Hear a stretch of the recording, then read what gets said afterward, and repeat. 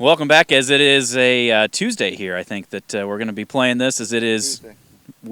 week 10, I think. Officially, it's the postseason as we got done Friday night with Alburnett, wrapped up the district championship, 18 of those now since 1992, Jason, and didn't have to worry about sharing it with anybody either. No, and that's okay. Sometimes you like to share in life. Sharing is okay.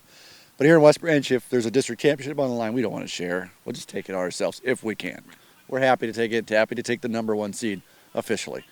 Yeah. And you get that number one seed, so that means first two playoff games going to be at the Little Rose Bowl, guaranteed. And we get to start with Columbus Junction, the 4 seed out of District 6, I believe it was. Correct. And it's a team that comes in 3-6. They snapped I think it was 4 or 5 game losing streak on week 9 to get themselves into the playoffs. And it's one of those that a 4 has never beaten a 1.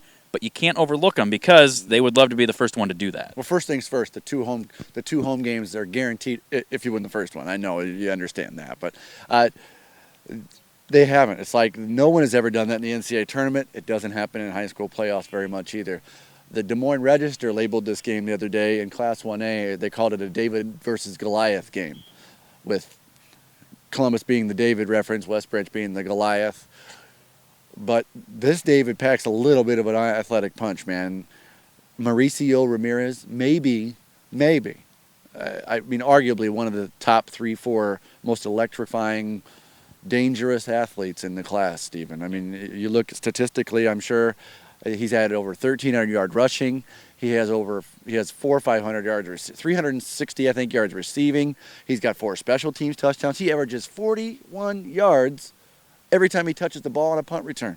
I mean, last Friday night in their playoff clinching victory against West Marshall was 68-22. He had 4 touchdowns. He's a running back. None of those touchdowns were rushing the football. He had a kick return touchdown, a punt return touchdown, and 2 receiving touchdowns. He can do it all. Yeah, I mean, you look, he's got 26 touchdowns on the year, 4 of those coming off of special teams. And they do. I mean, basically, they find ways to get him the football.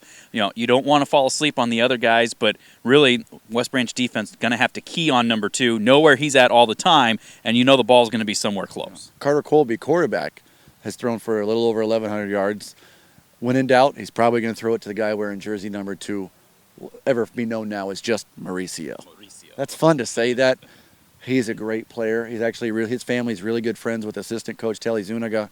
They lived really close to one another, so they're really good friends. So that's a neat relationship there. But don't sleep. I mean, he's got 1,100 yards passing. Only over 300 have been to Mauricio.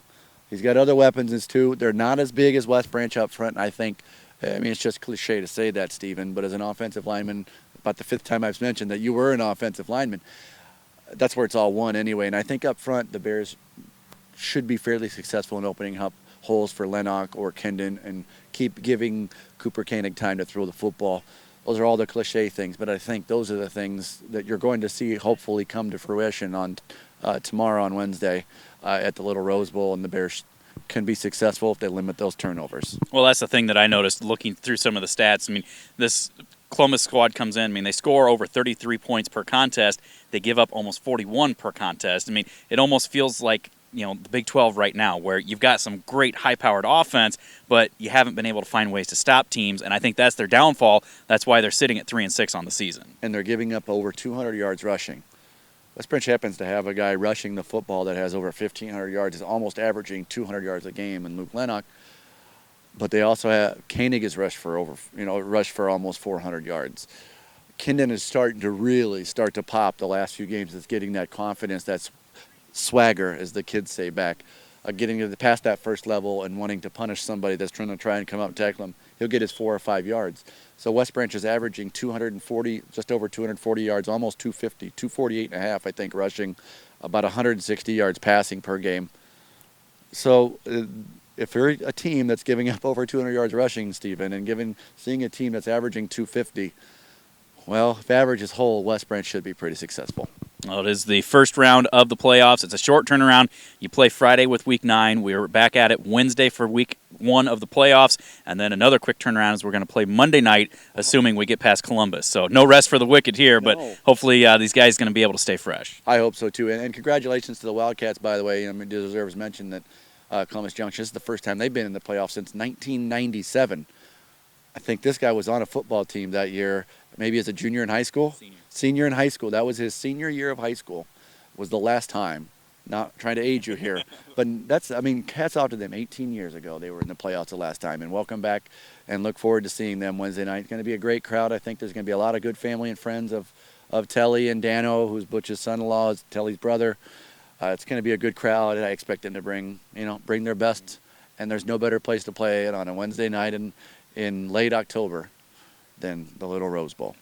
Come on out and join us 7 o'clock. If you can't make it, we'll have the Bearcast at 6:30 at westbranchfootball.com. I think Jason's going to go find my walker now since I'm so old with Columbus Junction.